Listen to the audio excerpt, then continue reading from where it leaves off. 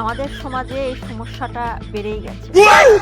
স্বামী মূলত প্রেমিকাকে নিয়ে পার্কে এসেছে। স্ত্রী কোনোভাবে জানতে পারছে যে তার স্বামী অন্য একটা নারীর সাথে পার্কে গেছে। এই যে হচ্ছে চশমা পরা দাড়িওয়ালা মানুষ, ইনি হচ্ছে মূলত স্বামী। ক্যামেরাতে যাকে ফোকাস করতে বলতেছে, এটা হচ্ছে যে মূলত স্বামীর প্রেমিকা। এখন কথা এখানে শেষ হলে ভালো হয়ে যেতে পারত, কিন্তু ঘটনা এখানেই শেষ। কোনো রকম ভাবে স্ত্রী যখন জানতে পারছে তার স্বামী অন্য একটা মেয়েকে নিয়ে পার্কে গেছে, মানে মহিলাকে নিয়ে পার্কে গেছে, নিয়ে বললে তখন স্ত্রী তাদেরকে ফলো করে সে পার্কের ভিতর চলে আসে।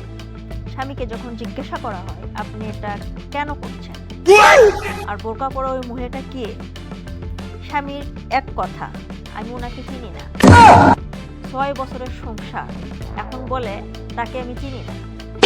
এই বলে কোনো রকম ক্যামেরার পিছনে অর্থাৎ মুখ ঘুরিয়ে চলে যায়।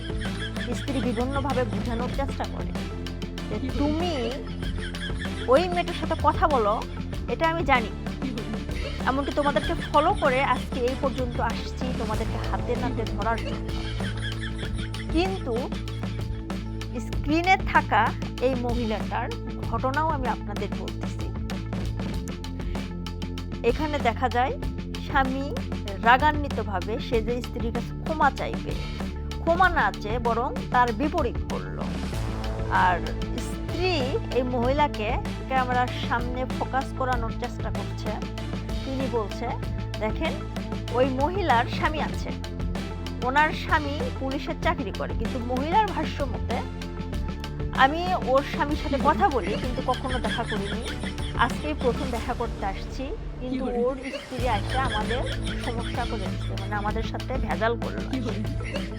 কিন্তু স্ত্রী বলতেছে, দেখেন ওর সাথে আমার 6 বছরের সংসার, আমি তার ওয়াইফ, আমাদের ঘরে সন্তান আছে, কিন্তু দীর্ঘদিন যাবৎ এই মহিলা আমার স্বামীর সাথে কথা বলে আসে, আমি তাদেরকে হাতে নাতে ধরবো বলে এতদিন চুপ ছিলাম, আজকে সেটা প্রমাণ আপনারা দেখুন।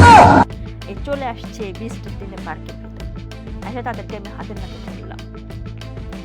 মহিলার কথা অনুযায়ী এই মহিলার অর্থাৎ প্রেমিকা মহিলার তার স্বামী আছে, তার স্বামী পুলিশের চাকরি করে, সে পুলিশের ডিউটিতে আছে। এই সুযোগটা কাজে নিয়ে সে আমার স্বামীর সাথে দেখা করতে আসছে। আমার স্বামীর সাথে গতকালও দেখা করছে, আর 10টা পর্যন্ত রাত্রে যারা বাইরে ছিল, তারপর আমার স্বামী বাসায় গেছে। কিন্তু কতটা ব্রেনিয়ান, কতটা মেধাবী হলে তার স্বামী স্ক্রিনে দেখা যায় সে ক্যামেরার সামনে মুখ নিতে যাচ্ছে না।